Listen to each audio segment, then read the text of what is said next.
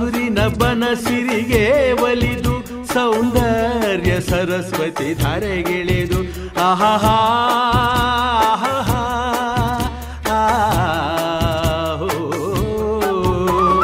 ಹರಿಯುವ ನದಿಯಲ್ಲಿ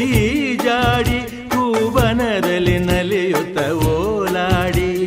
ಚೆಲುವಿನ ಬಲೆಯ ಬೀಸಿದಳು ಈ ಗಂಧದ ಗುಡಿಯಲ್ಲಿ ನೆಲೆಸಿಹಳು ಇದು ಯಾರ ತಪಸ್ಸಿನ ಫಲವೋ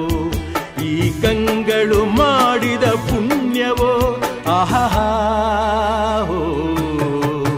ನಾವಾಡುವ ನುಡಿಯೇ ಕನ್ನಡ ನುಡಿ